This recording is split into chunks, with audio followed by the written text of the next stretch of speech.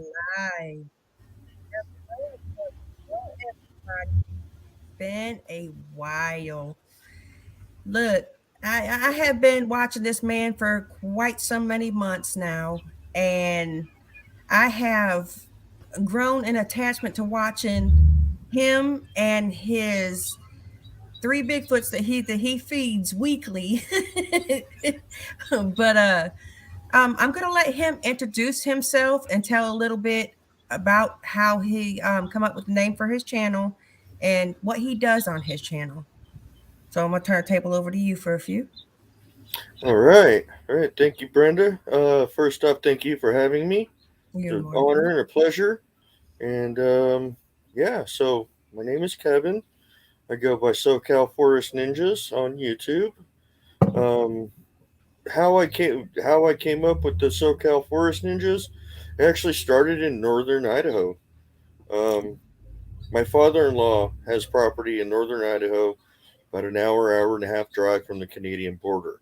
It's way out in the woods. Way out in the woods. No cell phone signal, no nothing out there. And I discovered that he had them on his property. And I think it was probably the third time there visiting. Um, I had probably about four all around the property. And that was when I realized, for one, how fast they are and how silent they can be while being that fast. And I thought to myself, they're freaking forest ninjas. You know what I mean? And that's when I started my first channel, Northern Idaho Forest Ninjas. And me being in Los Angeles, you know, okay, where can I go? You know what I mean? I got tired of sitting around on the weekends. I want to go out. I want to see nature. And I ended up going to a local place that I've been to thousands of times when I was racing mountain bikes. And at that time, I didn't have the Bigfoot bug. So, I Right. mean, I'm flying down these hills at 35 miles an hour. You know what I mean? You don't really have a whole lot of time to stop and take in the sights. But now that I'm older and I'm not racing mountain bikes, I'm going to go up there. I'm going to go hiking. And that's when I started the local mountain series. Just exploring, getting off Hmm. trail, exploring, and I started to quickly realize that there's a game trail. Well, what I thought was a game trail, and it probably is a game trail that kind of hugs the bush line right off of the trail, and Hmm. it goes all the way around. But then I started finding odd things where tops of trees were broken off in kind of placed, and then the whole inside of the tree is hollowed out, and they're placed on the inside, almost like a wooden igloo. Um, Hi, Diana King. How are you?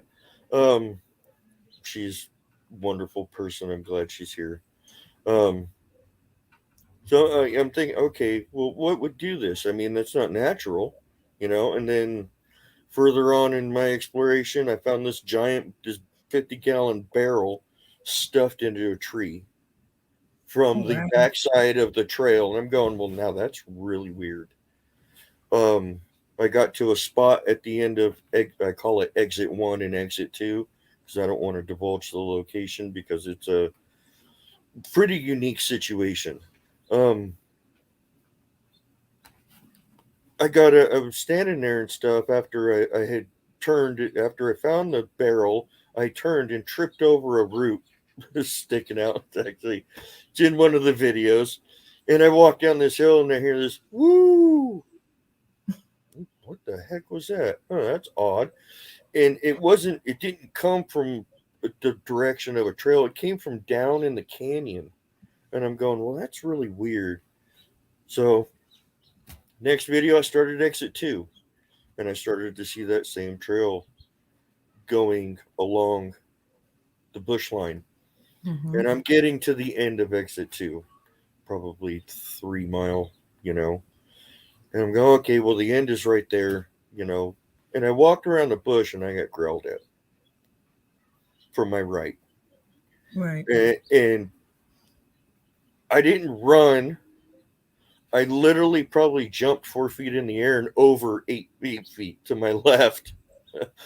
And little did I know, this was all found later in reviewing the video. Um, it was a Sasquatch that had growled at me, and it had moved from where it growled at me back and stood up. And I did a growl impression of what I heard. And when I did that growl impression, you can actually see it in the video. It ducks below a bush and slowly comes back up.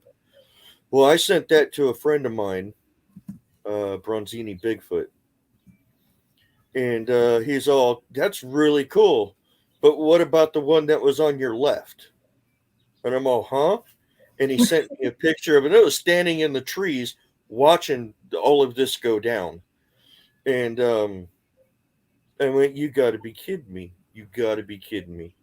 And it took me about 2 weeks to get up the nerve to go back. Right. And you know what I mean? But I'm glad I did. I'm really glad I did. When I went back, I actually explored the rest of Exit 2, and I was looking in one of these hollowed out bushes.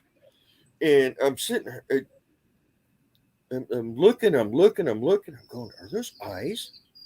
Are those eyes? Those look like eyes." And I'm filming the whole time. Those look, and then they blinked, and I went, "Oh my God, they blinked." And I just bailed out. They were like a really pale mustard yellow, Mm-hmm. and they blinked. It wasn't like a quick blink. It was just like, "Oh, it's just you," kind of blink, real slow, kind of like, "Oh, it's just you," you know. Um, and I went back. I looked at that bush. That bush is all hollowed out, and when I saw those eyes, it was black. It filled up the entire area. It was at least 4 feet wide and 4 feet tall, and it filled out that whole area. Um, for a long time in my research and stuff, I've been to a lot of places. I was very against feeding them. You know what I mean? And right about this time is when Arkansas Bigfoot started his channel. He started feeding them, and after a few weeks, I'm going, well, maybe I should try it.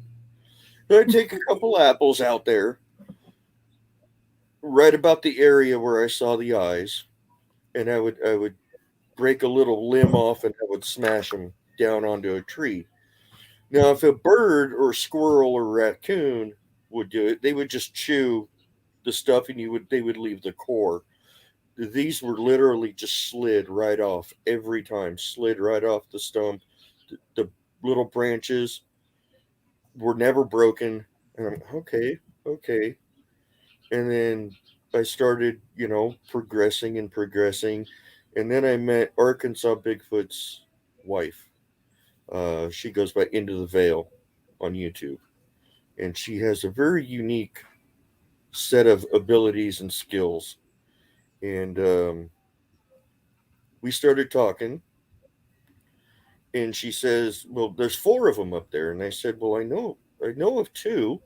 And she's all, "No, there's a redheaded female. There's a red female named Mercy up there also, and she likes you a lot." I'm going, "Okay." So I figured, you know, red hair, she's got red. There's the common bond. And then she said, if you go like 30 yards to the southwest, you'll see like a little clearing and stuff, and that's her area. That's her safe spot. And then I started leaving gifts there. I started putting the apples on the stumps, and it was disappearing. And then I got a bucket, a little red vines bucket, licorice bucket, and started putting stuff in Mm-hmm. that. And it continued on. And then I started thinking, I know that there's two males here, but I'm giving her all the attention. That's not fair. You know what I mean? So I started leaving gifts at one area, gifts in another area, gifts in her area, and stuff like that. And Fletch, I didn't name Fletch. A friend of mine named Fletch. But Carta He's that's his name. Well, that's short for his name. Their names are like 20 letters long that we can't pronounce anyway. So Mercy is also short for her name. Um, started leaving gifts there and stuff like that, and they were getting taken. They were just disappearing. Little rocks and marbles. I'm going, well, squirrels and raccoons. They're not going to take that. There's no benefit to them. You know what I mean? They're not going to take that. So where are these things going and stuff? And yeah, it's just progressed from there. Now it's just I have a central area which is kind of a neutral area, and over the time of going there, I think it's been 2 years now.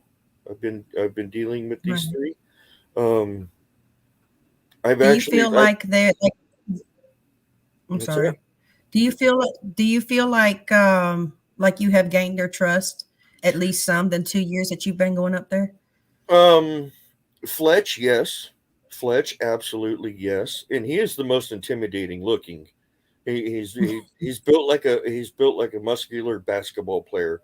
He's not your typical barrel chested Bigfoot that we would typically think that they would look like. No, he's very cut, very muscular, and I used to call him Devil Boy because he has very chiseled features. His face is very looks like a cartoon devil, Mm-hmm. and he's very intimidating looking. But don't judge a book by its cover because he is the most receptive and the most polite and courteous of all of them. Carta, he is one of the big barrel chested, 4 foot wide, 800 pound typical Sasquatch we would expect to see. He's the alpha. He has a crush on Mercy, so he's got his thumb, pretty tight on her. Um, she's very elusive, and for valid reason. Um, I think I've gained the trust. I think if Carta wasn't there, I think Fletch and Mercy would definitely be a little more active. Um, I'm sure you've seen in my video where I wear a beard cover. Yeah. Um, upon talking to Rachel from Into the Veil one time, I was actually talking to Carta, and I said, "What's up? I mean, do you not like me or what?" And he's all, "I'm confused." He's all, "In my culture, beards signify elders, and we respect elders. I know you're human, but you have a beard, and it confuses me." Okay, and that's when I started wearing the beard cover. I mean, they don't wear clothes like us. You know what I mean? They don't have identifications to signify who they are or what. So beards signify elder, and they respect their elders, and that was confusing him. So out of respect for him, I started wearing the beard cover, and that's when things really kind of started to progress along. Um, it's been an interesting ride, but throughout the time of going, I've actually figured out their locations. They have their own little areas. Um, I had a big problem with people and dogs off leash coming through the areas, and I wanted to change the bucket, so I moved them way down into a valley. Um, Filled the buckets, and for weeks, nothing was even taken. Not even the birds had pecked at it. You know what I mean? And that's odd. You know what I mean? The squirrels or rodents or birds would not take that stuff. Well, come to find out that I put it on the other side of Carter's area. So for Mercy and Fletch to get to it, they would have to go through his area, and they wouldn't do that. They're not going to do that. They respect everybody's areas, and Mm-hmm. so I moved him back. I just moved him further back into the bushes, um, and things. They started taking the stuff again. So I think the area I have is a very neutral area. We got Fletch off to the right, we got Mercy straight back, and we got Carta to the left. That way, no one has to go through anybody's areas. Um, Throughout my time of doing this, I've come to realize that they put a big emphasis in on respect and also on borders. So they respect each other's borders. Hey Ken, um, Ken actually has a spot up there too. I named a spot after Ken. Uh, he's got Ken's place up there. He says, "Tell us about the intestines." What's he talking Oh about? yeah.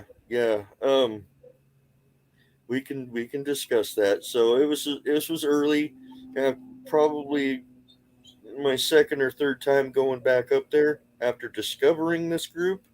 Mm-hmm. Um, the trail I walk, there's a part where there's some branches that overhang, and you got to kind of go by them. And I walk up, and there's a branch that comes down, and then another one that comes down. So it's like an upside down V. And I'm looking, and there is the intestines of some local critter that didn't quite make it through. But the intestines were literally wrapped around three times on one branch, brought down, wrapped around another three times, and brought back up in a V and wrapped around three times. Now, I don't know what local animal up there would wrap intestines of a small critter around branches three times. Um, I'm now that it just kind of clicked. Now that I think about it, it was wrapped around three times each branch, three times. There's three of them. There's three of them up there. It just made sense. It just clicked. Wow. Um, that's kind of blowing my mind right now. But I said thank you for the gift, but I don't do this for the gifts.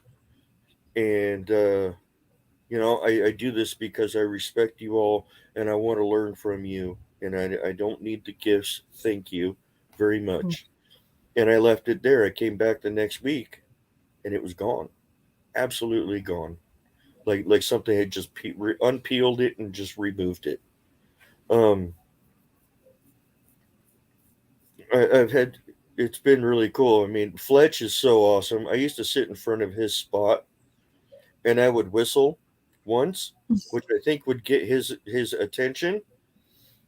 I would whistle again, and that would confirm it was me. And you could hear him walk up to the back of the bush line and walk pace back and forth, back and forth. And I mean, knowing that he is literally 15 feet away from me on the other side of the bushes, walking back and forth is so awesome. It is so awesome. And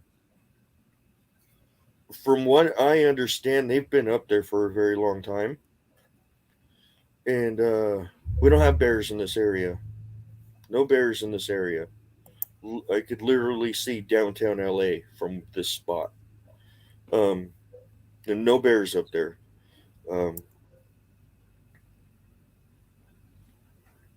yeah, cherry guy. Yep. Um, so yeah, he's absolutely wonderful.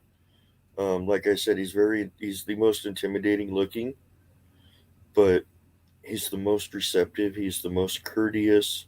He is the most willing to give me something. You know what I mean? Um, so it really, don't judge a book by its cover. Well, there Like, is a story back behind Fletch, though. I heard you tell it on another channel. There was you and Fletch had some kind of beef at one point in time, to where he didn't like you, no, and that was Carta. Carta. that was That was Carter. Okay. Carta. Yeah, the alpha. Yeah, yeah. Not Fletch. Fletch just does his own thing. He just does his own thing. He's totally mellow. He's just there. Um, I guess him being a male, Carter doesn't have to worry about him, so there's no real control of Fletch. Um, yeah, Northern Michigan. Yes, you can go into my videos and stuff, and you can scroll down, and you can actually hear Fletch walking around back behind the bushes. Um, very clearly bipedal steps, very heavy, very clear. Um, no mistaking it. um, yeah, yeah. Me and Carta had some disagreements. I called him out one time, and he didn't like that, and he stopped everything. He stopped everything. He stopped Mercy and Fletch from coming to get anything. He didn't take nothing, and it wasn't until I walked. Okay, I understand your position, given the area you're in, and I respect that, and I apologize. After I made my apologies, and I told him it won't happen again, things went right back to normal. You know what I mean? Mm-hmm. Um, yeah, it's it's been quite an adventure, but this place is really unique. It's not a place I would expect them to be, given the fact that hundreds of people are literally walking by them on a daily basis, Mm-hmm. and they're literally 60 feet from a trail. Um, so they just sit in the bushes and they just watch people all day long. You know what I mean? Um, I don't. If Fletch hadn't have growled at me, I would have never. I would still be wandering around there exploring. I would have never discovered him. Um, I think the reason Fletch growled at me is because everybody stays on the main trail. Everyone stays, and no one goes off trail like me. And I'm the first one to go. Okay, let's get in the bushes. I want to get off of the trail. I don't like people just as much as they do. Let's get off the trail because I like nature. And if you want to see the animals, that's you got to go where the animals are. And he was sitting in the bush watching people go by, and then here comes me, off trail. I came around the bush and I scared him. I startled him, which is why he growled. It wasn't because he was being mean or anything like that. I scared him. And you know, people don't go off trail. So yeah, I just startled him, and then he ran back and he stood up. What the heck is? Oh, it's one of those people. What the heck? Then it was just on from there. Um, it's been a very interesting time, and I'm glad that I've discovered them. But I really try and keep the area quiet because I think if people found out that there were Sasquatch up there, um, it would get very bad for them very quickly. And they've been up there for a very long time with no issues. No Right. issues with dogs, no issues with people. And then there's me. You know what I mean? And I've learned a lot about.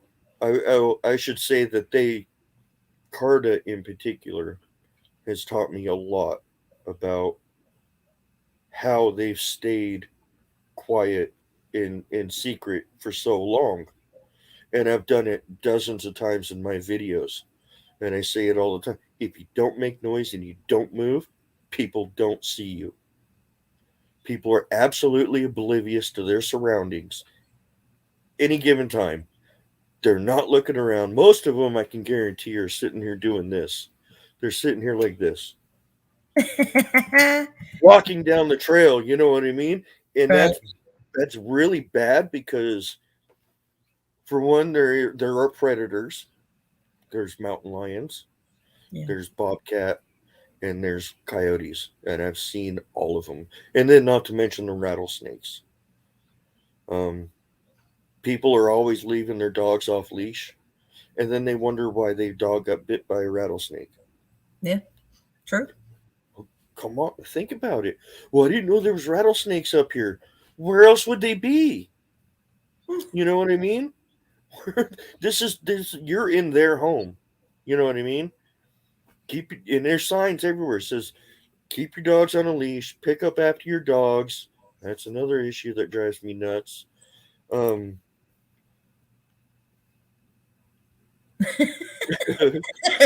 he does. He does. He just like I said. Fletch is his own character. He just does his own thing. Carter's really got no control over him.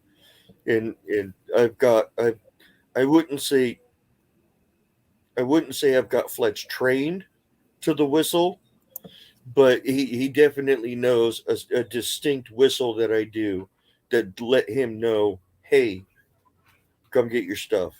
And you can hear him. You can hear him walk up, and you can hear him pace back and forth.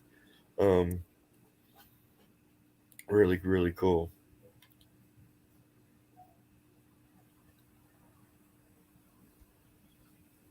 He wants to Actually, live. He wants to go. I've heard a lot of stories coming out of the UK. There's quite a few channels from the UK of people finding the same structures that we find here. They're finding foot impressions and stuff like that. So yeah, don't discredit it yet. You just Speaking got of to go to the right structures, spot. You speaking of know, structures, that's one of my questions I want to ask you. But hold on, let me say hello. Um, so before you started getting into like the Bigfoot thing or whatever, and you would go out in the woods and you would see all these different trees bent and things over. It looks like a big old rainbow or whatever you want to call it. You wouldn't have thought twice about it. But since you've been out in the woods and been hunting Bigfoot and trying to, feeding them and stuff like that, what's your thoughts on the structures? Do you believe that Bigfoot does it, or do you believe that it's just the way it happens? I mean, that's a good way to put it. I think you gotta really look at it um, as an individual. You can't just take it as like a group of things. You got to look at each one individually. There's actually one right by Ken's spot up there. There's a big log, a big branch, probably 8 inches in diameter. It was hanging over the trail. It would have been 20, 30 feet up if it was erect and whole. And it has been broken, twisted, and bent back over other branches. How would that happen naturally? If that log had just fallen, it would have just fall straight down. It wouldn't get broken, pulled back, and wedged behind other branches. You know what I mean? But you got to look at, okay, well, they had a lot of wind. It could have fallen this way. This could have fallen at different times. You know what I mean? You got to look at the break points. How old is this one compared to the one next to it and stuff like that? If they all look like they're all broken at around the same time, they're all going to have the same coloring, which would suggest that something broke them all at one time. Um, it's something very easily, you could tell the different coloring. Um, that'll help, determine structures. This particular group, they don't make your typical TP structures and arches and stuff like that. What they do is they pull the tops of the trees down to make a blind. You know what I mean? Hmm. Um, and then they will take the stuff from the inside and break it off. So when you get in there and you see where a little branch was and that was broken in the top of the tree, so it looks like a tree igloo essentially. That's not natural. You know what I mean? Um, you really got to look at individual. You got to take it individually and stuff like that. Um, the structures that they do are more for camouflage and survival and observation. Um, Granted, the amount of people that are up there, Mm-hmm. and you go out like the structures I recently posted from my camping trip with Sasquatch Omega. That's out in the woods. I mean that's way out in the Sierras. You know what I mean? That's your typical structure, and we examined those, and there was not one cut log in either of those structures, and that backbone was probably 25 feet long, 10 inches thick. It probably weighed a couple 100 pounds, and there's no way that someone would have been able to lift that 12 feet up into a tree. You know what I mean? There's no way. Right. um, so you really got to look at the structures as individually. Um, a lot of them and stuff, I think, in the heavily forested areas and stuff, Canada, the Sierras and stuff like that, Colorado. You see a lot. It almost looks like they're all laying on the ground, but they're all touching. You know what I mean? And they just kind of go everywhere. And Mm-hmm. if you think about it, how to tell if it's human footprints or their footprints is ours go from left to right, they zigzag left, right, left, right. Theirs are always in a straight line. Now, if you think about it,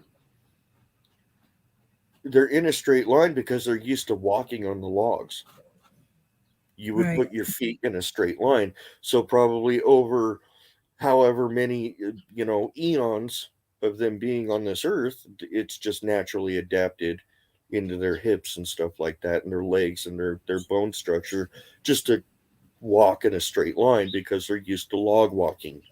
Um, it's just a theory I have, but it just one of those theories that just kind of falls into place. You know what I mean? But like I say all the time, until we see one do it, it's just theory.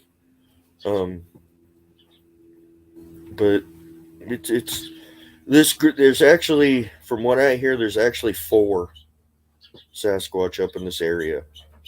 Oh yeah. Um, yeah, Oh, there's actually, I believe it's another female that's actually down in exit one, and we're actually going to go explore exit one tomorrow.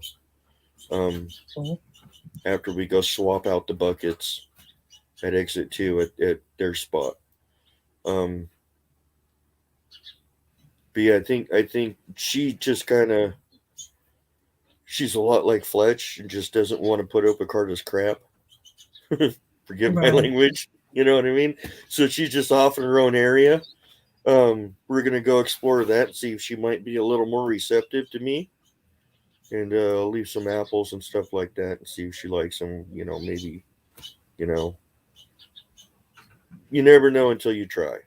I've You know? just recently started gifting mine too. I have a spot that out here by the woods, out by where I live, and I've just recently started putting gifts out for them too. Like they got Christmas dinner, they've gotten apples, they've gotten chips. I mean, I put all kinds of little goodies out there. I mean, for the most part, when I set my trail cam up, it looks like it's other things taking it besides just the foots. But you know, you can't win everything. But eventually, that's what I want to do. I want to be able to build the trust up of the ones that's out here by me, and knowing that I'm not coming out there to hurt them. I'm not coming out there to do anything to them. I just want to catch them on film. I just want them to, you know, understand me too. Like they want us to understand them. Like they want their, their peace and quiet. They want to be left alone.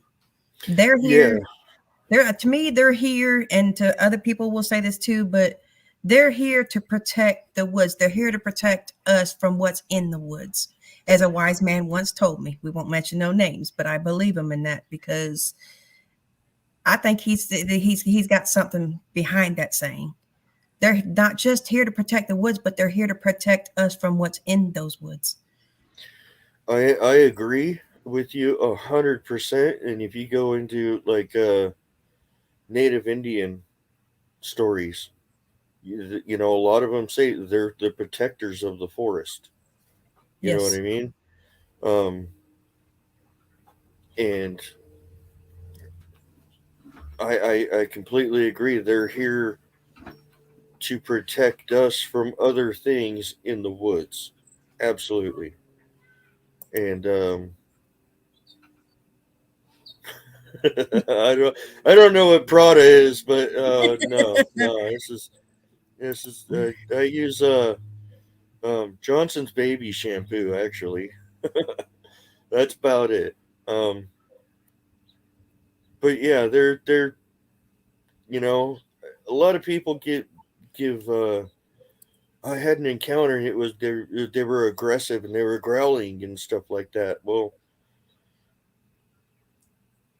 they may not the growling may not have been an aggressive thing.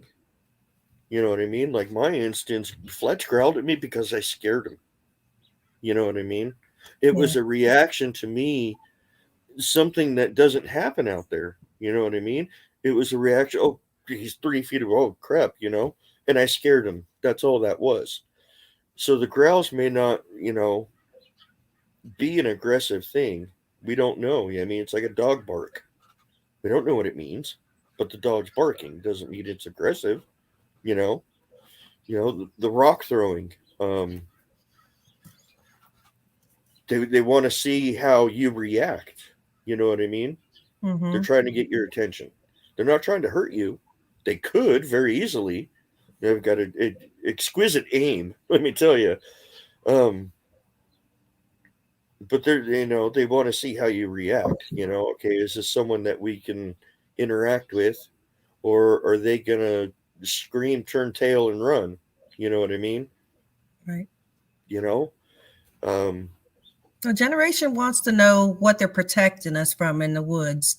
There's all kinds of cryptids out there, honey. All kinds of cryptid. It's not just Bigfoot. It's not just Dogman. There's other things that we do not know about out in these woods that people are still learning about.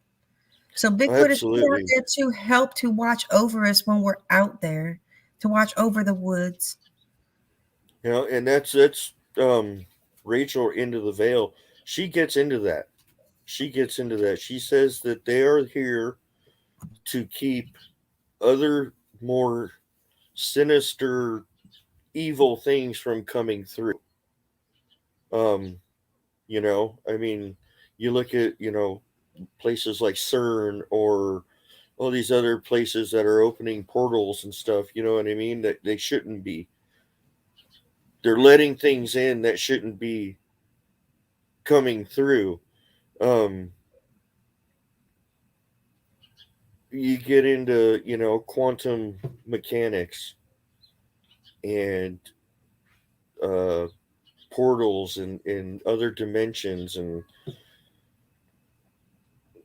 from what I have kind of learned and gathered, I mean, I'm not a scientist or not whatever, but there's the fifth dimensions and stuff like that.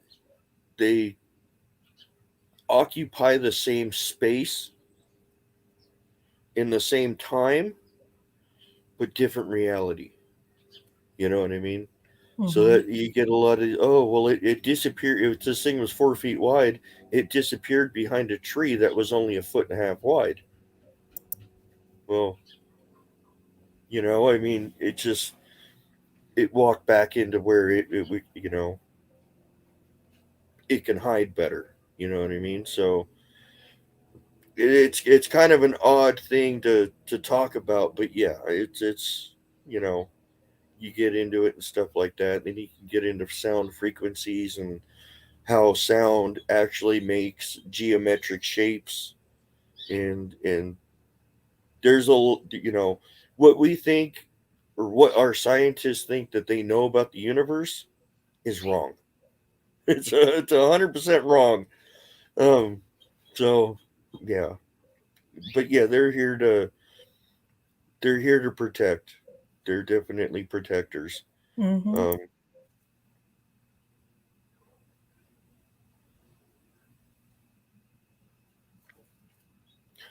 well, I think if you had even just a basic relationship with them, and something like that happened, where a bear or a wolf or a pack of wolves and stuff, I definitely think they would all they would have to do is growl. Mm-hmm. All they would have to do is growl, and that's going to catch whatever that is. That's going to catch their attention. They're going to be like, "Yeah, I'm out of here." And the animals know not to mess with them. It's another thing I noticed in northern Idaho is my father's father-in-law's property had a lot of coyotes, and when when the Sasquatch moved in, the coyotes moved out. You know what I mean? Yeah. And it hasn't been a coyote in his property in 4 years. So, the animals know. The animals definitely know. And they definitely know that they're not to be messed with in their area is their area. And again, respecting the whole border thing and stuff, it's just something that the natural animals out there understand and they get. So, So, I do have a kind of an interesting question for you. I have heard you talk a lot on your videos about making contact with Bigfoot. Your goal is to make contact to have, I guess, basically have them approach you. well, essentially, yeah, I would like to, you know, maybe sit down and play a game of cards with one someday. You know what I mean? I mean, how else are you gonna? I mean, it doesn't matter at this point how much evidence we bring to the table. There's so much evidence between people like yourself and me, and all these other people in the chat. Northern Michigan Bigfoot. There's so much evidence out there. You could literally walk one out to people and say this is a Bigfoot, and they're gonna say, "Oh, where'd you find the human so big to fit in that suit?" It doesn't matter anymore. You know what I mean? How much evidence we bring. I mean, it just there's always going to be people out there and be like, "Oh, well, it was hoaxed and it was this and it was that," and unless you were there, it's just a story. You know what I mean? So, but yeah, I mean, I would love to just sit down on a log with Mercy and have an apple with her. You know what I mean? Mm-hmm. It would just be. I actually heard I heard it. I'm pretty sure this was a fictional story. Um, it took place in Louisiana. It was a 84-year-old lady lived in the swamps who discovered that they had Sasquatch or swamp ape on their property, and kind of quick little story about how she started leaving apples out on her deck, and the apples started disappearing and stuff like that, and they were young ones coming up and taking the apples and stuff, and she became fairly friendly with them over. I think she was 97 when she passed away, so this is over 10 years that Mm-hmm. she developed a relationship. Um, the end of the story, I'll never forget it. I'll never forget it, and it sticks with me to this day. Where she says, "There's nothing like sitting on your back steps, sharing an apple with a Sasquatch at sunset." And it gives me the chills because that's what I want. You know what I mean? Right. Um, but again, it's just a story. You know what I mean? It's just a story. We have no video proof. We have no, but it just, I think it's just one of those stories that just kind of touches people. And it definitely made a huge impression on me.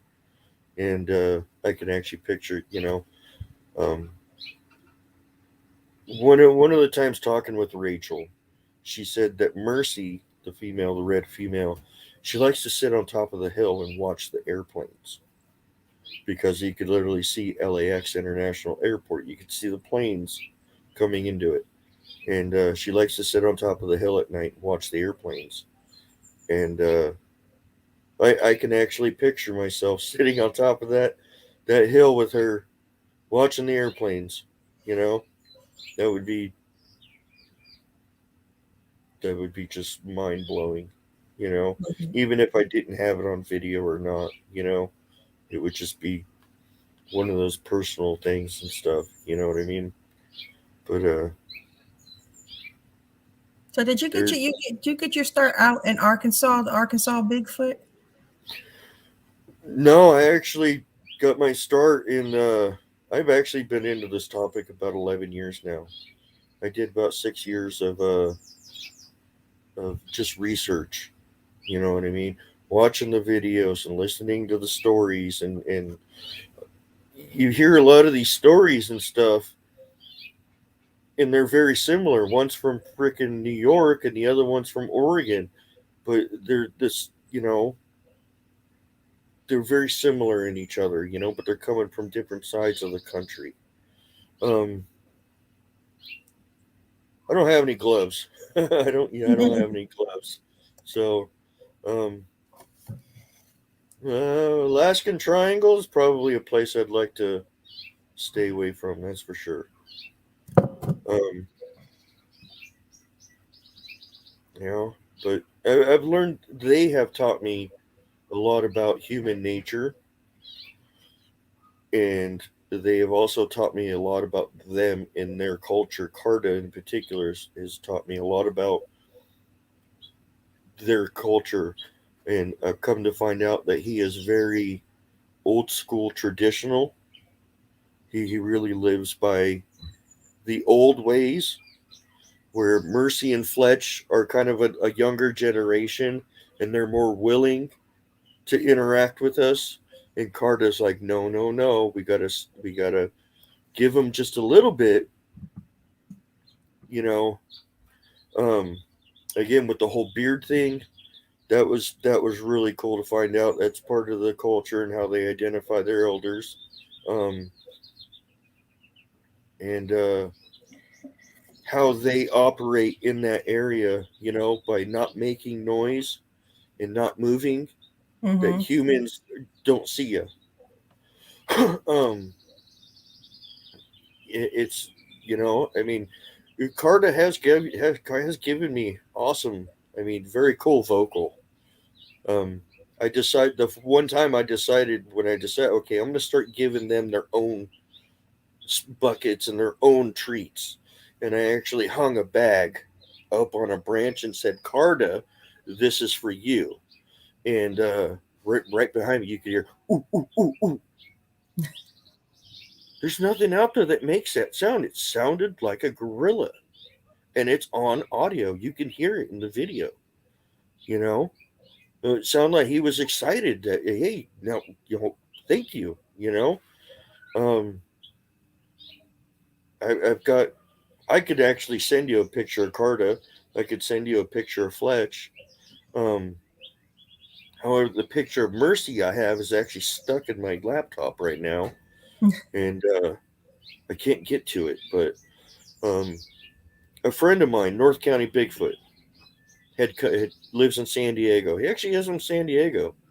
Um, he had come up because I had discovered a cave that I wanted to get to. And everyone said, no, no, no, don't go alone, don't go alone, don't go alone. And no one wanted to go with me. So I'm like, okay, well, I'm just going to go alone. No one wants to go with me. And he called me, he's all, don't go. I'll come up this weekend and we'll go do it. Mm-hmm. Normally, I go to the spot, I go right to their area, I give them their treats, I hang out for a little bit, and I leave. You know what I mean? This particular time, because he was there and we were limited on time because he had taken a train to San Diego, and he had to be down at the train station by a particular time to catch the last train back to San Diego. We just kind of skipped through their area and went and did the cave. And I have a picture of us standing in front of the cave. North County Bigfoot sitting in front of the cave with his camera on a tripod. He's messing with it. And you could actually see we literally had to climb on top of bushes to get to it. And you could see the little trail we had mashed down on top of bushes. And He's, oh, it's a cool picture and stuff. And I sent him another one. Nothing circled. Nothing circled. I sent him another one that was probably 2 minutes later, and you could see just to the right of our trail that we had mashed down, you could see a black head popped up, and you could see a red head popped up. And I sent him that, and all I got back was, "Oh hell no! Well, I told you they follow me. You didn't believe me." They were wondering why I went right by their area, you know, and they were wondering why we were at that cave, so they followed us. I have a Right. before picture and I have an after picture, and that was Carta and Mercy, you know. So on the way out, we stopped and I gave them their goodies, later that afternoon. But you know, they follow me everywhere. It's funny, you know, Listen, especially if I go by their area and don't take their goodies, they'll follow me everywhere. Because they wonder why didn't you drop our goodies off? Where are goodies? mm-hmm, So, but uh, you know, you know, the whole Easter egg thing. I don't know if you've seen any of the Easter eggs that I leave mm-hmm, out there, I full of have. hot tamales of all things. I don't know of any critter that would eat hot tamales, and I don't know of any critter that would sit there in one spot and open these little plastic Easter eggs. You know what I mean? Yeah. Um, Peanut butter jars. They haven't figured out how to unscrew it. What they do is they get their nails underneath it and they just rip it off because they break it in half. Um, I one year I had taken pumpkins out there for Halloween. Not Mm-hmm. that they understand Halloween or the concept of it, but I made a comment in the video. I said, "Wouldn't it be funny if one of them picked one up, took a big bite out of it, and dropped it?" It's exactly what happened. Carta heard me say that, and he gave me what I asked for. And I have pictures of it on the video. I actually still have pictures of it on my phone. And this pumpkin, it wasn't a big pumpkin. It was, cantaloupe sized, we'll say. You know what I mean? Or the Mm-hmm. size of maybe a honeydew. And those teeth marks go all the way around it. That's a big mouth. It's Yeah. a big mouth, you know? And we know how hard uh, pumpkin's stems are. I mean, it's like a hardwood. You know what I mean? If we were Mm-hmm. to try and bite it, we would hurt ourselves. We'd probably break our teeth. Right. I actually did keep the stem because it actually has two perfect lines, an eighth inch deep on the top and the bottom, two perfectly straight lines. So I was able to keep that. Oh, that's Um, cool. yeah, I keep a lot of the stuff. I mean, I taught him how to open sardine cans. I got the sardine can, and I started by just kind of pulling the tab up and opening it a little bit. Mm-hmm. Did that a few times. Um, and then now, I mean, I literally just pull the tab up so they can get their big finger underneath it. And it's opened. It's completely ripped open. And now they're even chewing on it. Um, and I got really curious about that. And okay, here's the list of local animals we have. We have coyote, we got mountain lion, we got bobcat, deer. Um, for one, I don't think deer's gonna eat anchovy, or sardines. Mm-hmm. Um, let alone be able to open the can. um, I started looking into the bite forces. Um, the bite forces, I think it's like 80 psi, is roughly about the same for mountain lion, bobcat, and coyote. Mm-hmm. And I don't know if you've really examined a sardine can. It's made of stainless steel. Now, stainless steel is very, very hard, and to crush these cans to a point to where they pierce the metal would definitely take more than 80 psi. pounds per square inch. So um, I know it's there. I mean, they're literally licking them clean and chewing on them, because they love the sardines so much. People's asking about your channel. I'm trying to put them up here. Put tell the link. The link to Socal's channel is in the description of the live. Thanks, babe. Um, if you want to go check him out, he is. I'm gonna tell you, I've been following him for, like I said, a few months. I've been watching his stuff, and I first bumped onto him from another channel. Watched an interview with him, and that's what drew me to him because I liked his style. I liked the way he did his Bigfoot hunting. I was still fresh at Bigfoot hunting back then too. When I, found you, I've been doing it for almost a year now, and I love it. I'm hooked. It's like an itch that I have to scratch if I don't get to go out for a while. One of them type things. But my first ever encounter was with Bigfoot. Um, we went out on a ghost hunt because me and my husband are also ghost hunters too, and we end up having our first encounter with a Bigfoot. He stood about 8-9 foot tall. His head was up in the branch, and the only thing I seen was something covered in hair and big old poppy eyes. And I was like, I started joking around. I'm like, if that's Bigfoot, y'all on your own. Well, we went back looking through the pictures, and that is exactly what I saw. Oh Exactly, yeah, because oh yeah, I got caught a picture of it, and we went back out there and started exploring that area, and we actually caught some stuff on video too. So. yeah. One thing, I mean, you being so fresh to all of this and stuff. One thing of advice I would give you is they will give you what you put into it. You know what I mean? Mm-hmm. Um, like you said, you don't go out there try with a gun or anything like that, or anything. You go out there with love and happiness and friendship and stuff, and that's what you're going to get back. Um, they can feel you. They can feel your energy. Right. Everyone think about it like this. Everyone has an aura, right? Mm-hmm. Everyone's aura is different. It's a fingerprint. It's an energetic fingerprint. And they can feel that. They can feel, they say, oh, back in the day, they used to, oh, maybe they can sense our intentions. They absolutely can sense our intentions. Mm-hmm. 100%. That's not, that no one even talks about that anymore because, well, it's true. Um, so what you put into it, they're going to give you back. And they're going to do it in increments that they feel you can handle. They're not just going to come out and say, "Hey, here I am. Nice to meet you," because you're gonna freak. They're gonna give it to you in just little bits. You do not control the situation; they do. And once you realize that, and if you keep going out to see the same group, the more and more you go out to see the same group, the more and more comfortable they're going to get with you. Mm-hmm. And they will test you. They will test you. They will growl at you to see how you react. They will throw things at you to see how you react. Say thank you.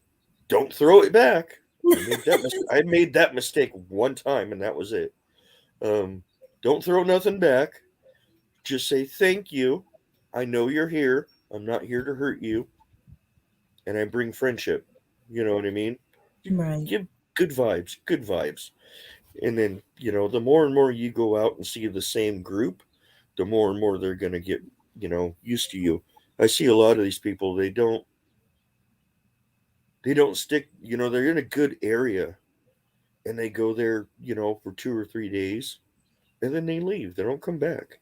They go to a different spot.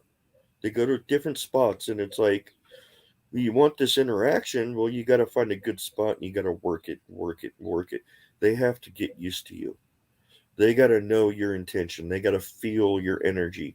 They got to know what you're about. You know what I mean? Mm-hmm. So, there's, I've been in areas, one particular area that I'm not allowed to go back to. Um,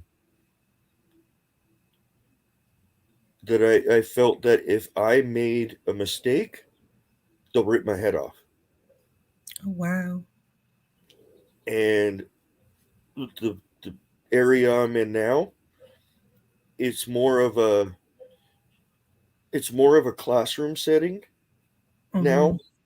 I'm teaching them and they're teaching me. Um, my father-in-law's property in northern Idaho, they're jokers. Absolute jokers. They're playful. I've had whistling contests. I've had tapping on the window at 4 in the morning. You know, wood knocks. um, it actually got one on video, and it's kind of funny and stuff because all of my stuff is unedited, Right. really untampered with, and that's just the way to do it. Because then people can't come back and say, "Oh, well, you Photoshop that in or do this and that." Um, I had posted a video, I think it was on my Northern Idaho Forest Ninjas channel, out exploring. Um, never really um gave two thoughts about it. I got a wood knock, whistling contest and stuff. But I know they're there, Right. and posted the video. A year and a half later, I got an email from a subscriber saying, "Just found this in your video," and he literally standing by a tree, watching me, probably no more than 50 yards from me, and I didn't even see him. Didn't even see him. Um, didn't even notice him. And again, it goes back to the whole: if you don't move and if you don't make noise, humans don't see you. And I didn't. I didn't. Um, another trick, another you know uh, advice I would give anybody out there. When I started doing it, I didn't have a tripod or nothing. I was walking around filming like this. Was she? You know what I mean? Uh-huh. Don't do that. Get a tripod, put it on a tripod, and just hold it down in the direction you want to. They want to see your face. They want to see the expression on your face. They want to see your eyes. They can't do that when you're like this. You know what I mean? It's a big deal to them. Um, they do have a lot of people have told stories. The facial expression was that of shock or, oh my god, they see me. You know what I mean? They do have facial expressions, and they judge people by those expressions. They can judge happiness, they could judge shock, they could judge fear.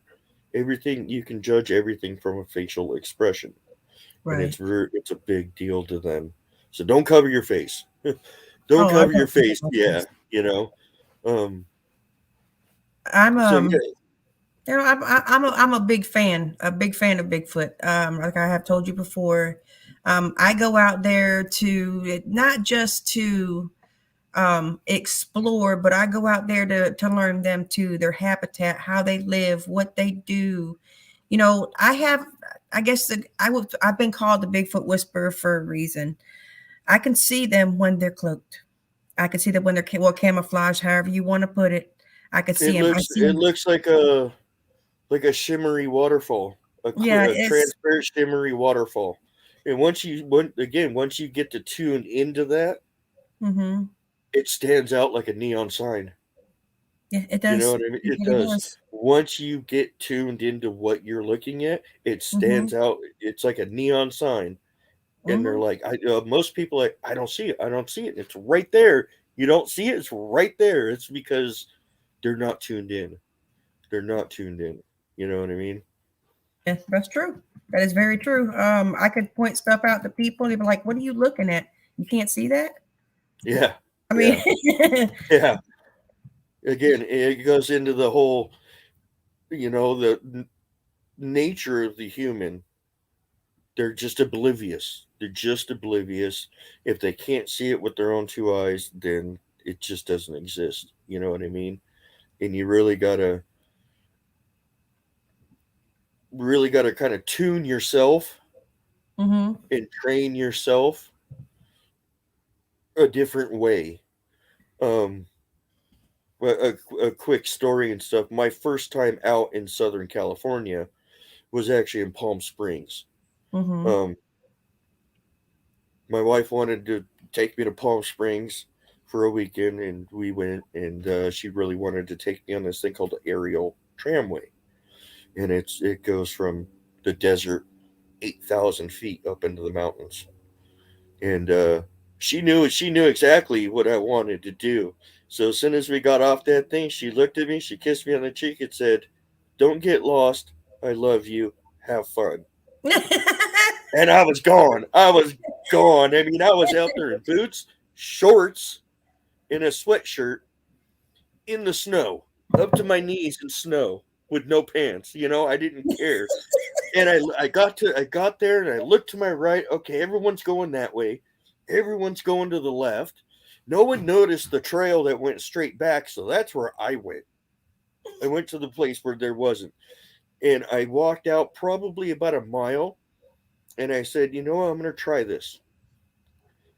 I walked out. It was absolutely quiet. It was beautiful. And I just closed my eyes. I took a few deep breaths and I just went, "I got to go right there." I just looked to my right and I said, "I got to go right there." And I'm looking at this big out, rock outcropping. Mhm. And I walk up to this rock outcropping, and in the snow is someone's boot prints walking directly around this thing. And I looked down, I kind of chuckled, and I'm all, someone's out here doing the same thing I'm doing. Well, they're not doing it right. I went up into the rock outcropping, and that's where I found my first structure. No prints in the snow, no nothing. It was just there. Documented all of it, got it on video and everything. Actually, I even climbed in it. It was really good. One thing I wanted to do is I wanted to sit where a Sasquatch sits and see what they see. And, it was cool because from the back of it, it was blocked off with a rock, but you could still see, and you could see the human trail down in the canyon. They're sitting there watching people, walk by. Mhm. And, the whole adage, "Oh, we are their entertainment." It's totally true. We are their entertainment. Who, that they're studying us the same way we're trying to study them. Goes back and forth, you know what I mean? Goes both ways. Um, so after documenting all that, I did the whole just close my eyes, clear my head, deep breath. I gotta go to the next ridge. I walked down through the valley and went straight up into the next, found another structure, and documented that one. And again, I did it again. Just closed my eyes, took a deep breath, cleared my head, and just felt, everything. Mhm. Same thing. Next ridge. Went to the next ridge, another structure. And I've said this before, and I stand. They're very militaristic in what they do and where they place things. Now, you had three structures on three separate ridges. Unless you knew those structures were there, you'd have no idea. But from each structure, you could see the other structures if you knew where they were. So they could see each other on all of these ridges from any of the other structures. They were very Mhm. visible, you know. And I found that very interesting, the placement of them and how they were up on the ridges, um, how they could see each other and stuff like that was very cool. Um, and that was when I realized, okay, if you just calm down a little bit, put the human side, aside and let them send you somewhere. Go with trust your gut, go with your feeling. They'll lead you to whatever they want you to see. And I've done it dozens of times. I've done it dozens of times. There was a video I have on my Camping with Sasquatch Omega. Um, he had gotten there very late that night, so he was kind of sleeping in. I was up at 7 in the morning, had my stuff on, ready to go. I'm out the tent. I'm going. I'm out in the woods. Whatever. Let him sleep. He got here way late. He had to stay late from work, and he got up here late, but he made it, and I was really happy. Um, so I just went out scouting because Mm-hmm. so I'm walking down this hillside, and I wanted to get to this mountain over across this little valley. Okay, I'm gonna walk down this way. It looks like I can get down to this spot. We'll go down from there, over to here, and then up there. So when he woke up, he got all ready and stuff, had something to eat, stuff, and we got out. I had this plan already. I had okay, we're gonna go. I had it all mapped out. We're gonna go this way. We're gonna go down here. Well, we got to the point to where we could get down the hill. We didn't. I didn't go left and go down the hill like I wanted, like the plan I had in my head. I went up and over the ridge, and that's where we found the structures. So if you really gotta, again, you gotta put the human side aside. You know, you gotta clear your head. You can't be typically human. You know what I mean? You gotta tune yourself, like we were saying, and they'll show you. They'll lead you places. Um, and we found the structures, and we're looking at these structures, and we're looking at each individual piece of the structure, and they're all broken. And some of these things are 10 inches in diameter, and it looks like they were just snapped like a toothpick. And there was odd things. There was like a pine cone stuffed in there, and there was just little odd things and stuff. Um, and then we were looking in one, and there's a tennis ball in one of them, and I'm like, hey, there's a tennis ball in this one. He's all, yeah, they really do try and put a human element in there to make it seem like humans did it. Right. But there's no way a human is going to lift this 250, 300 pound log 12 feet up onto that branch, are they? And I'm going, no, they're not. And they're not going to be able to break it because it's about 12 inches in diameter, and that's clearly broken. They're going to Mm-hmm. use a saw, they're going to use a chainsaw, you're going to have nice flat cut marks, you know what I mean? Not one stick or log in that any of those structures was cut. You know what I mean? Um, oh, this is cool. So we kind of messed around the area a little bit. Um, all right, well let's go back to camp. We'll get some dinner and we'll come back at night. Let's do this at night. And okay, so we went back. We got dinner and stuff. I think we went back at about 11:30 at night. Now, this is the first time I had used my FLIR. I have night vision, Bushnell night vision, and I have a FLIR Scout. And we took the same way at night that we did during the day. But this time, when we stepped up onto the plateau, it was like we stepped into a wall of water. Mm-hmm. I don't like you when you.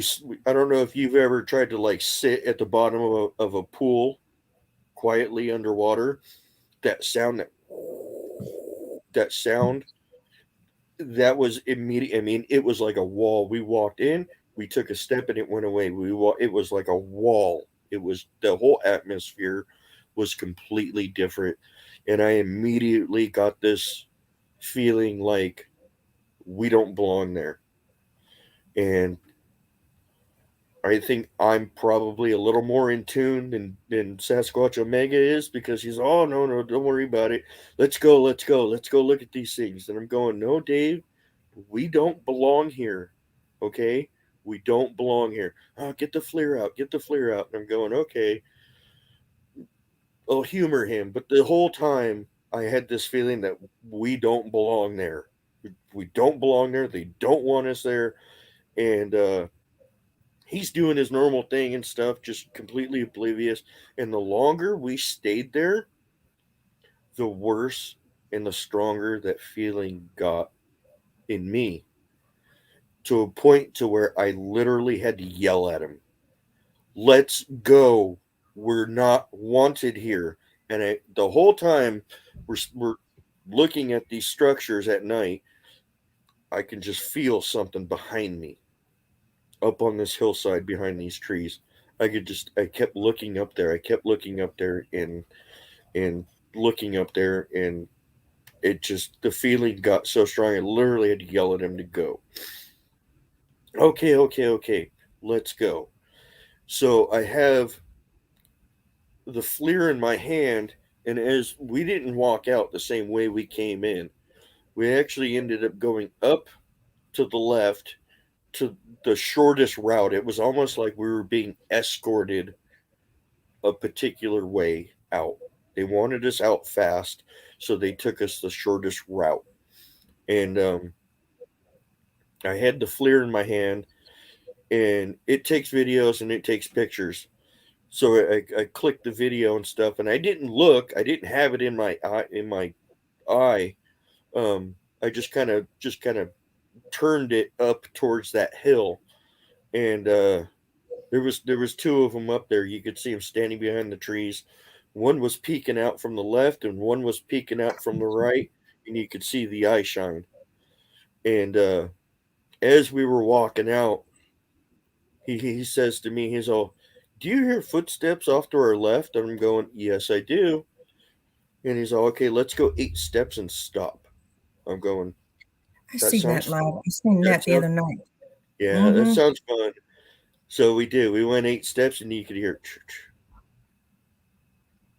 okay, let's go 16 steps and stop. So we went 16 steps and we stopped, and you, and he's all, "It's weird being stalked, isn't it?" And I'm going, "I don't think we're being stalked. We're being escorted out. Because if we were being stalked, we'd be dead. They wouldn't, if they wanted to hurt us, they would. They just want us out of their area." So we made it back to camp. My wife was the only one up sitting by the fire, and she, how was it and stuff, and I said the whole atmosphere was completely different. And we hear off in the distance from where we just came from, a rock thrown through the trees. And we all looked at each other, and my friend Dave Sasquatch Omega goes, "That was a rock." And I'm going, "Yes, it was," because you could literally hear it going through. It had an arc. It was deliberately thrown. And then a couple minutes later, we hear crack, big old wood knock. Okay, so yeah, they were there. And actually, in that video, we were down by the creek, and Dave had heard footsteps in the water. Like someone walking in the water, and he's peeking around in there, and I'm up on a hill filming. My eyes were focused on him down. I didn't know that I had the camera pointed a little up above him. My friend Max Powers emails me and says, "At the time you guys heard the footsteps in the water, this subject walked away from you." Right. And he got it on video, you know. We actually got it on video. So not, I mean, so now we have a sound that we hear, and now we have the video proof of it. So there's context. You know what I mean? And it had turned and gone back towards the mountain that we originally wanted to go to. So I'm hoping this summer I'll be able to get back there and get to that mountain because I have a good feeling that mountain's going to have some pretty awesome structures. So, but I mean, if they wanted us dead, we'd be dead. I bet It so. wouldn't be a problem. You know, it would just be another number in the missing 411. I'm not saying that they are responsible for the missing 411, but we would just be another number on it. You know what I mean? Um, so yeah, they just Right. they It's they true. just they just want to some are more willing to interact with us, and some they're all different. Just like you were raised by your parents a certain way, I was raised by mine a certain way. And those are two different ways of being raised. You know what I mean? Mm-hmm. Same thing with them. They're raised differently. So they have, some are more inclined to interact because their parents interacted, and some are more, no, you don't interact with those. If you see one of those, go the other way. You know what I mean? So, you know, it, they're all different. They're very human like. They're very, very human like. Um, they're very structured, and you know, I mean, yeah, they're big, they're hairy. Some of them are ugly, but you know what? Don't judge a book by its cover, because I could tell, like Fletch, for one. Uh, like I say, he's the most intimidating looking. Looks like he'd rip your head off if you made a mistake. No, he's a big teddy bear. He's a big teddy bear. Carta, I can tell from the pictures I have of him, he's led a hard life. And I think part of that hard life has interactions with humans. He's got a big scar coming across his lip. He's got one above his eyebrow. You know, I don't know if that was from interactions with humans or from escaping, an interaction with a human or something. You know what I mean? I don't know, but you could tell he's had a hard life. You know, and I understand. His ways and why he's so hard on me, with the interacting.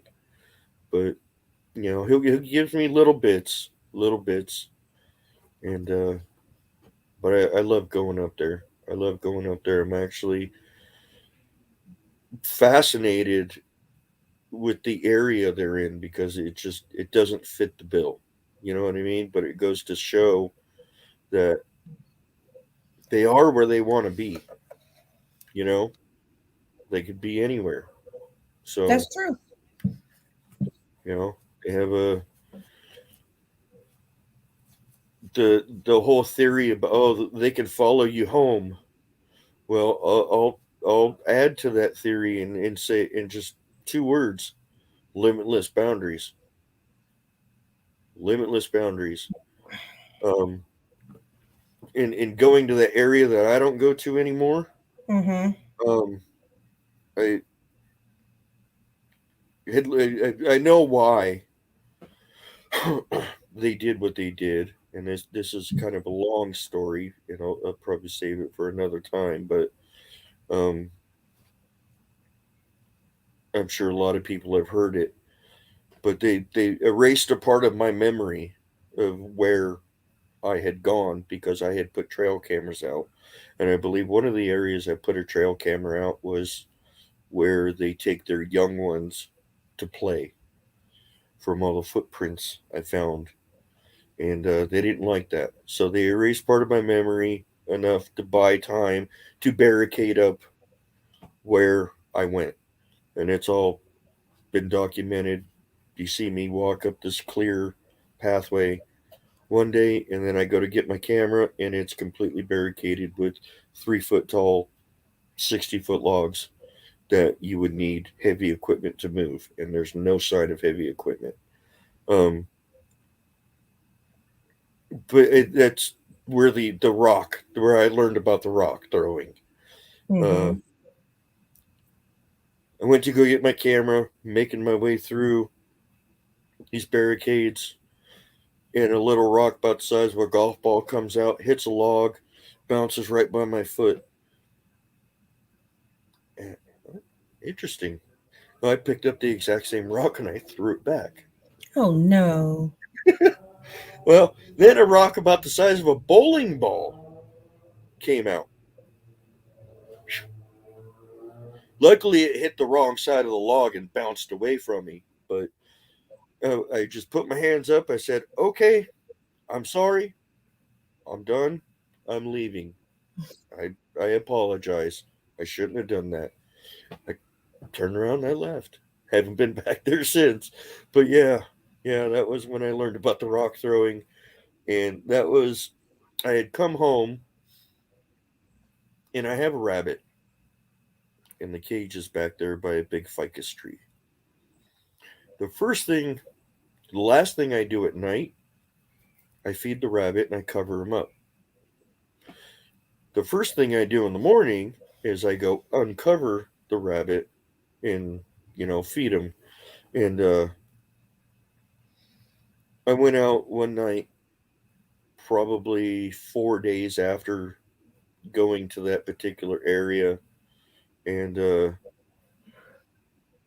I walk up to the cage and I hear that growl to my right, and I'm going, "There's no way.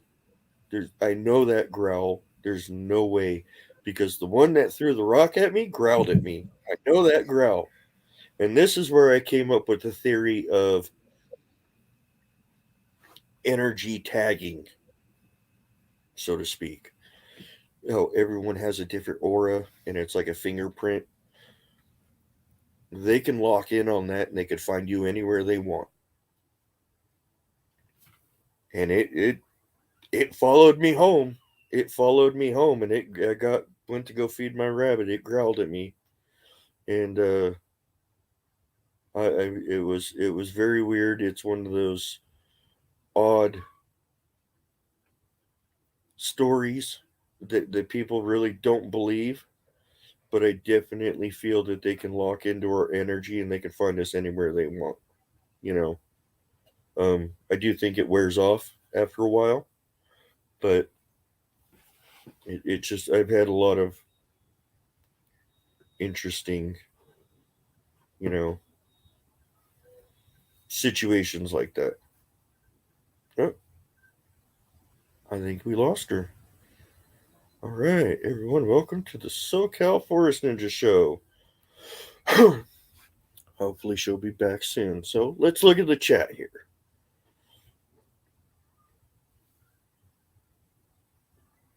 Yeah, Diana King. Yep, go back to I mean, I got almost 400 videos, and yeah, it's been a wild ride for sure. Danny Stanton. Yeah, that would explain a lot. It does. It does. I'll put it this way: they are very well equipped with a unique set of skills and abilities. That is for sure. I'll leave it at that. So yeah, I think maybe her computer took a died or something. I don't know. I'm sure she'll be back, but yeah.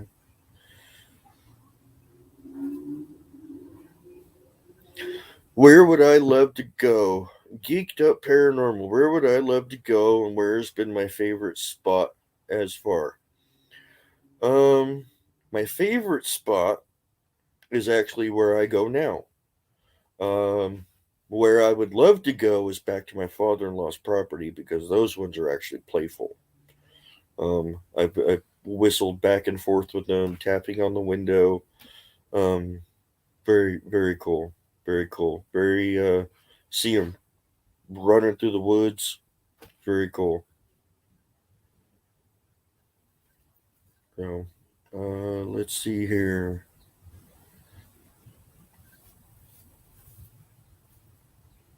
The internet stinks here. Yeah, yeah. I feel your pain. So,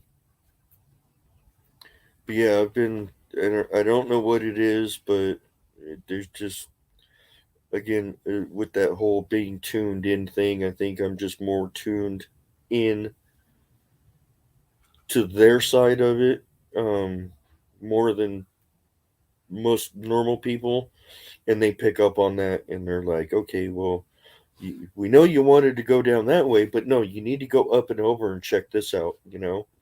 So, Danny King, tell them about your other channel, Northern Idaho Forest Ninjas.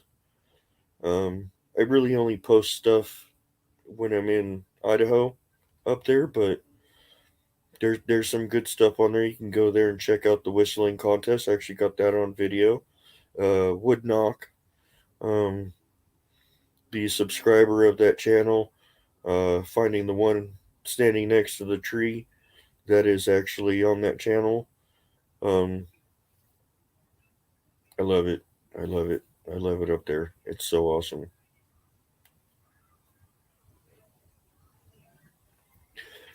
Amber's Paraworld. Yeah, start meditating regularly and you'll get your vibrations higher.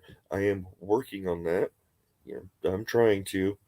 Um, hard part is finding a quiet place to do so because, well, Los Angeles isn't very quiet no matter where you go.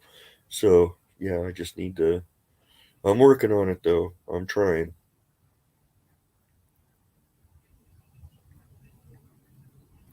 Have you fossilized a Bigfoot print that you have found? Not yet. I do have a whole casting kit that I have yet to use. I'm waiting for that perfect print. You know, I want that perfect print. So, unfortunately, the area I go to now, the ground is just so hard and so dry. So, It's hard to cast. look, I lost all power and everything to my computer. I don't know what happened, but I see you held it down while I was gone. Yeah, yeah, yeah. I've done this before. I've done this before. So, you know, So yeah, um, look, I really appreciate you being up here, SoCal. I do. thank you, Um, thank you. I love it. You know, it's the journey that you're going on. I would continue going on it. You have a good thing going on your channel, and I think a lot of people see that. well, yeah. I mean, I don't have a whole lot of subscribers, but the ones I do have are top of the line. It doesn't get Right. any better than that, and I would rather have quality over quantity any day. You know what I mean? Hmm. I'm not out for the subscribers, um, or the monetary compensation, that comes with having all those subscribers. I don't know. I just want to document my journey and I just want to show people that they're not monsters. They're They're not monsters. Treat them like human beings. Treat them like old friends. That's all they are. And that's how I see it now. I mean, I used to go and I used to actually try research and measure and do all these calculations and do all this stuff. And then I got to this group. And now I go up I go up to take my friends' goodies. That's all I do. I'm not there to and if they want to give me something, cool. They want to give me a little vocal, awesome. There's no not. pressure, you know? They're just going up to see old friends. Right. So that's where I'm at with it now. So it's Okay. been absolutely wonderful. And I feel absolutely blessed to be able to share my experience with them, with all of you. And to prove to people they're not monsters. You know, They're not. They're just not. It's just, people fear them because they're bigger than us, and they know, the stories that they have heard about what they can do, what they're about. But nobody truly looks into what's the real reason they're out there. And that's what everybody needs to actually realize about Bigfoot, why they're really out there in the woods. right. I mean, seriously. Yeah, yeah. The woods and stuff in nature, it's full of energy. All of those plants and those animals and everything, the water and everything, it's all energy, and they all help each other, you know. Hmm. And if you think about, this has crossed my mind several times. Okay, you got your elements, you got fire, wind, water, earth. Fire can give you life and it can take it. Yeah, Water can give you life, it can take it. The wind can give you life or it can take it. that's true. Everything that can give you life can also take a life. It's all about balance. It's all about understanding, you know, energies and you know, and I've really kind of started to explore that part of it with help from Arkansas Bigfoot and into the Vale, um, about all the energies and how everything literally is connected. Everything is literally connected. So, and they're part of it. They're part of that connection. They're the protection of that connection. So, I don't know much about Arkansas Bigfoot. I mean, I've heard stories about them, and not good ones either. I don't know. Um, well, I mean, my channel, when I bring people up on my panel, my channel is about real, what people really do believe in Bigfoot, people that's actually out there to Right, learn about what's out these in these woods. And I don't want, nobody fake up on my channel. right, right, Everything you see on my channel is real, and that's what I expect of the people that I bring up on my panel. You understand what I'm saying? right, right, right. So, Well, I can vouch for Arkansas Bigfoot and Into the Vale. I can guarantee you everything on there is absolutely 100% real. So, there's always going to be haters out there. There's always going to be rumors. I'm actually quite shocked that a lot of rumors haven't been spread about me, but I haven't heard any, and I guess I'm just lucky in that sense. But um, yeah, I mean they've been a Into the Vale's been a pivotal part in me getting to know them on an individual basis, getting to know how Carta is old school traditional, and how Mercy and Fletcher of a younger generation and more willing, but they have to respect their elder Carta, you know. So, and how their society is on the sense of interacting with us, you know, right. So it just, but it has been an amazing adventure, and I definitely blessed and very happy that I get to share it with all of you. Um, and I definitely continue. I mean, as hard as things have been lately, I mean, I had a unscheduled hiatus for 8 months, you know, but it happened. Life happens. Life happens. You know what I mean? And Hmm. sometimes we just gotta step back, take care of life, so we can get back to normal. And I'm slowly getting back to normal and getting back up there. But they didn't forget me, that's for sure. And they didn't. You were gone for a little bit, but they didn't.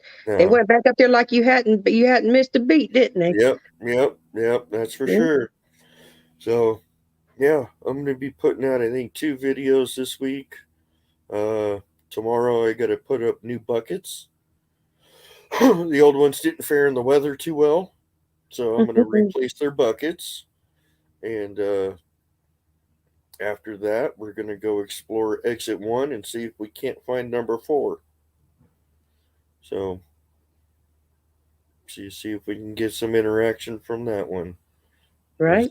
that one's off by themselves, and Mm-hmm. I have a feeling I know why. So they might be a little more willing to interact, and we're gonna go see. So Oh, I can't wait to see what you put up there. I mean, yeah, that's awesome. Hey, Billy. Hey, Vodka. I'm sorry I missed y'all when y'all came in. Anybody else I missed? I'm sorry. I am getting ready to come down from this because we have another live getting ready to happen in this house from on another channel.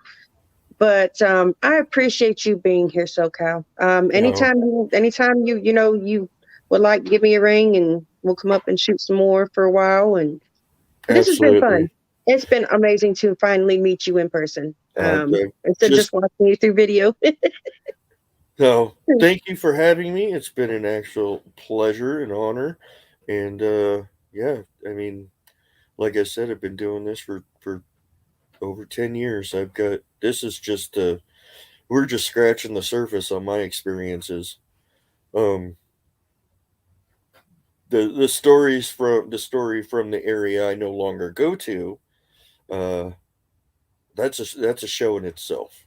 No, we'll talk about that one the next time because I'm interested in, or you can talk about it on your live when you go Tuesday. Yeah, I'll, Tuesday I'll shoot up nights. there. Yep, I'll Tuesday shoot up there. nights I do my own live on my channel. So Hmm. we I go up on Mondays and take my buddies their goodies and stuff like that and see what we find and um come back on Tuesday and go live and discuss it. You know what I mean? And showcase what we found. So for sure, absolutely. Yes. Well, all right, everybody in chat, you guys heard it here. Go check out SoCal Forest Ninjas. You will not be sorry. He's got some amazing content up on his channel. And much love to everybody from our family to yours through the Veil Paranormal. From our family to yours, everybody have an amazing evening. And thank you so much for being here, SoCal. You're very welcome and thank you for having me. All right. Have a good night, everybody.